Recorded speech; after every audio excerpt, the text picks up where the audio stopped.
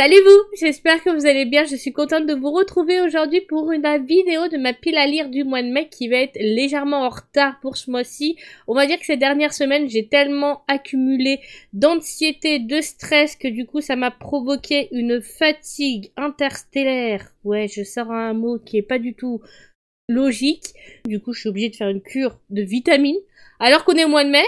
Et que normalement au mois de mai il y a du soleil, mais là le soleil a décidé de venir très lentement, donc ça manque de soleil, on va se le dire. En vitamine C, ça manque de vitamine D ou C, je crois, le soleil, je sais jamais. On va se dire que vous avez compris. Du coup je vous retrouve juste après l'intro, je vous présente ma pile à lire de ce mois-ci. Let's go!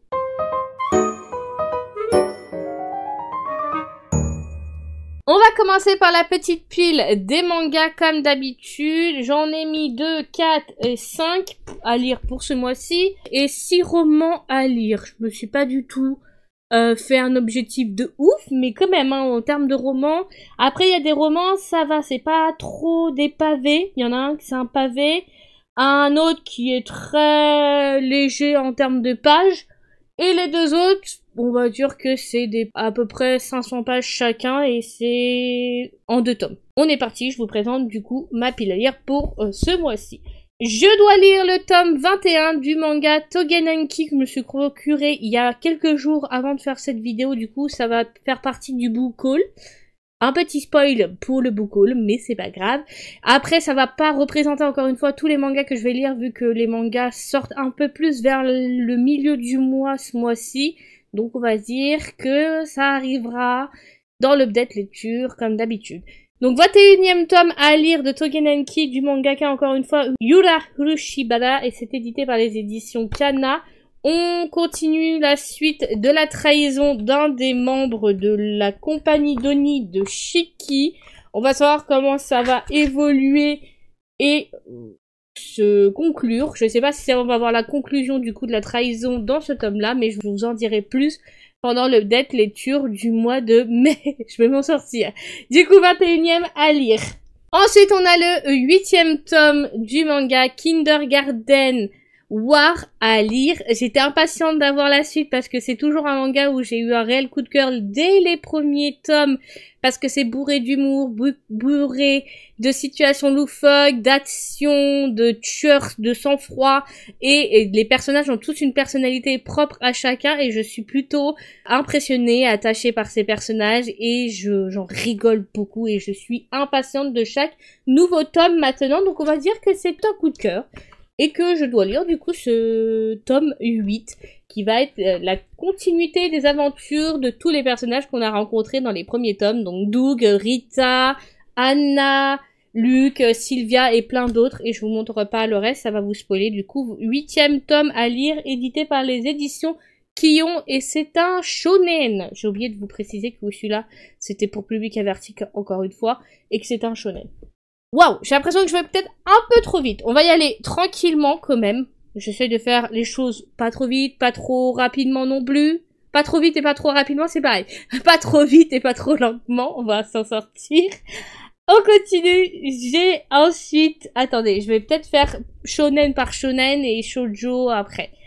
J'ai le 15e tome du manga Windbreaker à lire. La continuité de la bataille qui se passe entre deux clans opposés, où Sakura va devoir empêcher les ennemis de rentrer dans la ville pour protéger la ville du moins. Donc ça va être un bordel parce qu'il va y avoir de plus en plus de difficultés qui vont se mettre sur leur chemin. On est sur des combattants de l'autre côté qui ne sont pas si faciles à empêcher de passer. Mais il y a d'autres personnages qui vont, je pense, apparaître au fil des tomes. Donc on va voir ça ensemble pendant l'update, je vous en dirai. Mais on est vraiment sur une bataille, voilà. On est la répartition des forces contre les anciens élèves. Et voilà. Le reste, je vous montre pas, mais on est dans le feu de l'action et il y a beaucoup de rebondissements, beaucoup de révélations. Donc à voir dans ce 15e tome ce que je vais en penser. Mais pour le moment, on va se le dire, je suis toujours aussi fan. Édité par les éditions Pika Édition du mangaka Satoru Ni, et j'attends de voir la saison 2 en anime pour voir si l'adaptation est plutôt bien. Voilà, donc 15e tome à lire. On part maintenant dans la catégorie des shoujo. J'ai le tome 7 du shoujo L'amour est dans le thé. Un shoujo feel good, très chill, très touchant, avec deux personnages très matures qui est dans un univers de cultivation de thé. On va y suivre ces deux-là qui au début ne commençaient pas fort et puis au final petit à petit ils apprennent à se connaître et il va y avoir de l'amour qui va pointer son nez et je trouve leur histoire touchante, attachante, très saine. On a des problématiques qui se posent bien sûr sur leur chemin mais qui va être réglée au fil des tomes, mais ils sont touchants, attachants et je suis toujours aussi fan de ce manga à suivre. Je l'ai pas encore mis dans mon top parce que j'attends vraiment de voir l'évolution des prochains tomes, mais il est pas loin d'être dans mon top parce que il me fait sourire, il me fait passer un super bon moment quand je le lis, donc autant dire que c'est une pépite pour moi. Et que je dois lire ce 7e tome. Édité par les éditions Glénat et par la mangaka Umebashi Yamanaka. Je me rappelle et j'adore regarder comment il est énervé.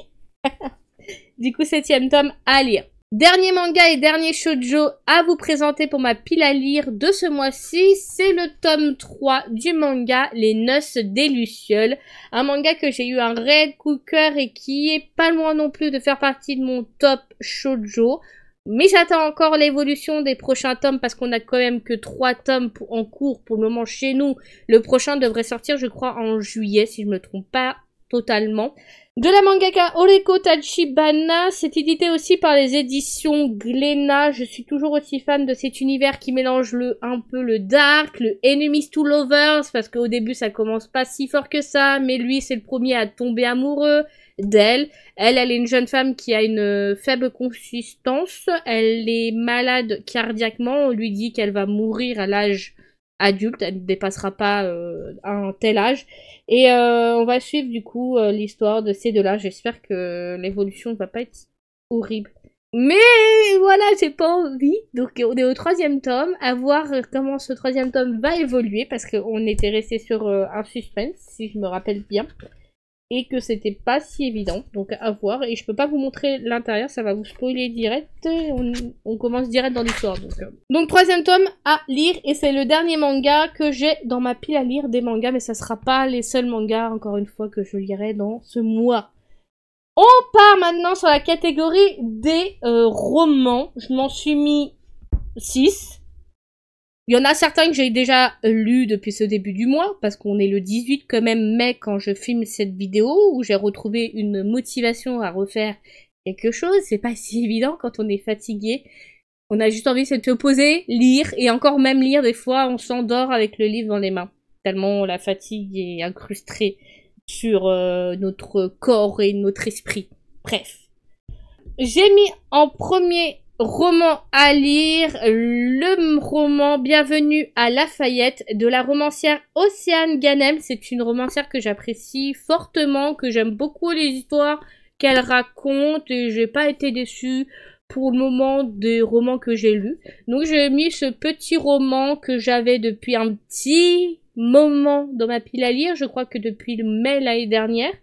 Je me l'étais procuré pour l'opération 2 achetés 1 offert, je crois, ou 2 achetés et 1 offert en poche. Du coup, j'en avais profité de l'opération pour prendre. Qui est édité du coup par les éditeurs Hugo Poche, je veux m'en sortir. Et ça va nous raconter en gros de l'histoire de Ornella Sinclair, qui est l'héritière d'un véritable empire pétrolier. Sauf qu'en fait, elle va être mêlée à un gros scandale qui fait qu'elle va fuir la ville où elle habitait, où elle a grandi. Elle va fuir son héritage et elle va partir de zéro, sans rien. Juste son véhicule, quelques fringues dans son coffre, et elle va essayer de faire en sorte de trouver une colocation. Elle va trouver une colocation, elle va penser qu'elle va être avec des femmes, sauf que quand elle va faire la rencontre de ces 3 personnes, ce sont 3 hommes en fait, et ils ont tous un trait de caractère particulier. On a le musicien, on a un qui a un handicap, qui est sourd et d'une oreille, et qui communique avec la langue des signes. Et l'autre, c'est l'écologiste, un poil sec, un peu enemies, quoi. Dès le début, il est un peu froid, sec, il va tout faire pour la faire sortir de ses gonds, tout ça. Donc on va suivre l'histoire de Ornella qui va tout faire pour essayer de remonter la pente après cet énorme scandale qui l'a fait tomber plus bas que terre. Du coup, voilà l'histoire que ça va raconter et que je dois lire. Pour ce premier roman, on continue avec un autre roman que je dois lire qui est Hors piste, le 3e tome des frères Reynolds qui va être sur l'histoire de Beau, qui va faire la connaissance d'un professeur Franklin qui va pas le laisser indifférent et qu'il a déjà rencontré lors d'un soir en boîte. Ça va envoyer des étincelles et il va y avoir cette tension entre ces deux-là très fort entre les deux et ils vont en gros entreprendre une relation secrète. Donc c'est des romancières Emmelou, c'est édité par les éditions A Addictive et je dois lire du coup ce 3e et dernier tome des frères Reynolds qu'il faut leur dire au revoir. Ça va être difficile parce que j'ai vraiment apprécié les frères Reynolds, on va se le dire tout de suite. C'était vraiment trop bien. Et donc à voir si je vais toujours autant aimer avec ce 3e tome. Donc, hors piste à lire. Oh, le pavé de 800 pages de nouveau. Bien sûr, je dois lire le tome 2 de Blackstone après avoir fini le tome 1. Qui va continuer sur l'histoire de Iris et de Kay. On était resté sur une fin de malade dans le tome 1. Pas du tout bordélique et torturante.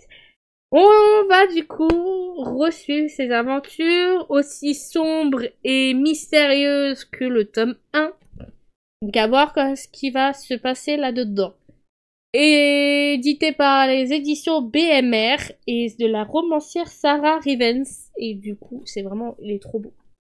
Je peux pas dire, moi j'ai kiffé le tome 1, à voir pour le tome 2. Donc ce tome-là, à lire. Ensuite, petit roman à lire, qui est vraiment pas du tout épais. Le tome 1 du roman Sémantique Erreur, j'arriverai pas à le dire, ce nom. Je l'ai déjà lu en webtoon et j'avais envie de le découvrir en roman. Du coup, je me suis dit, tiens, je vais me le prendre, le premier tome. Par contre, je trouve que le prix est quand même assez cher. C'est que mon avis sur la question. On a 217 pages au total dans ce roman auquel il y a un jappage juste exceptionnel. La jaquette est juste magnifique. Ce qui fait que le prix peut être compris. Mais 21,99 € pour une épaisseur aussi petite, je trouve ça un peu décevant. C'est juste le petit reproche. Donc je dois lire ce roman-là des éditeurs Bookmark. La romancière, c'est J.Sori. Et la jaquette est juste trop belle. Donc j'ai ce tome 1 à lire. Et je crois que le tome 2 sort le fin mai, début juin. On continue ensuite avec 2 autres romans qui sont du coup la même histoire. C'est le tome 1 et le tome 2. Il y a le tome 2 qui m'a été offert par ma meilleure amie et moi je m'étais procuré le tome 1 que j'avais réussi à trouver. C'était le dernier exemplaire à Cultura, à côté de chez moi, de mon Cultura. Donc j'ai eu de la chance, en édition collector je précise, hein, pas édition brochée. Et du coup, je dois lire le premier tome qui est Divine Rivalité de la romancière Rebecca Ross. Des éditeurs DS et ma meilleure amie m'a offert le tome 2, pareil en édition reliée, qui est Impitoyable Serment. Par contre, je vous ai même pas dit l'histoire de celui-là. Je fais tout à l'envers. Je reviens sur celui-là vite fait. En gros, celui-là, on va nous raconter l'histoire de Cho Sang-won qui va faire la connaissance de Jang Jae-young. C'est les pires prononciations au monde. Qui va lui apparaître comme une véritable erreur sémantique. Il va ressentir des choses pour ce personnage. Au début, ça va être du vraiment enemies to lovers, hein, c'est dans la thématique. Ils vont se détester, ça va mal se passer. Donc là, on est vraiment au tout début où ils apprennent à se connaître, où il y a un conflit entre eux. Et petit à petit, on apprend à les connaître et à les apprécier, mais à voir comment ça va se passer. Mais je vous dis, par rapport à mon vécu du webtoon, j'avais beaucoup aimé. Donc à voir cette version originale, ce que je vais en penser, s'il y a un peu plus de choses. Mais je vous dirai ça pendant l'update. Je reviens du coup à ces deux-là, pardon, j'oublie, je parle assez vite et du coup j'ai l'impression que j'oublie de vous parler des résumés. Et du coup, l'histoire de Divine Rivalité, c'est après avoir plusieurs siècles de sommeil, les dieux sont à nouveau en guerre. Alors que son frère est parti au front et que sa mère sombre dans l'alcool, la jeune journaliste Iris Winnow tente de maintenir sa vie à flot. Elle ne trouve de réconfort que dans les lettres écrites à son frère, portées disparues qu'elle glisse sous sa garde-robe et qui disparaissent mystérieusement. Lorsqu'elle reçoit des réponses anonymes, elle y répond sans savoir que leur auteur n'est autre que son plus grand rival, Roman Keith. Alors qu'un lien indéfectible se noue entre eux, Iris accepte une mission au front en tant que correspondante. Dans un pays où les humains ne sont que les pions des puissances divines, Iris et Roman se font la promesse de continuer à s'écrire, mais confrontés aux horreurs de la guerre, leur avenir sera de plus en plus incertain. Voilà l'histoire. Je crois que le genre principal de ce roman, c'est romantasy, donc c'est un roman fantastique. On est sur du rival to lovers et pas enemies to lovers. Donc c'est deux rivales qui petit à petit vont ressortir des choses ensemble à correspondre. Et on va y suivre donc l'histoire de ces deux-là avec la guerre qui est derrière eux et qui va se passer petit à petit de plus en plus présente. À voir ce que je vais en penser. Donc, premier tome à lire et le deuxième tome, bien sûr, à suivre juste après parce que c'est important de suivre l'histoire quand on est dans le fil de l'histoire. Je sais pas si vous avez compris. Du coup, voilà ma pile à lire pour le mois de mai. J'espère que cette vidéo vous aura plu. N'hésitez pas à me le dire dans les commentaires ce que vous avez à lire pour ce mois-ci. Je serai très contente encore une fois de vous répondre et de vous lire, tout simplement. On se retrouvera pour la pile à lire du mois de juin un peu plus tôt dans le mois si la motivation ne retombe pas, mais ça devrait le faire. J'espère qu'on va avoir un peu plus de soleil parce que là c'est un peu le bordel interstellaire ce mois de mai qui fait ce qui te plaît mais le temps ne suit pas.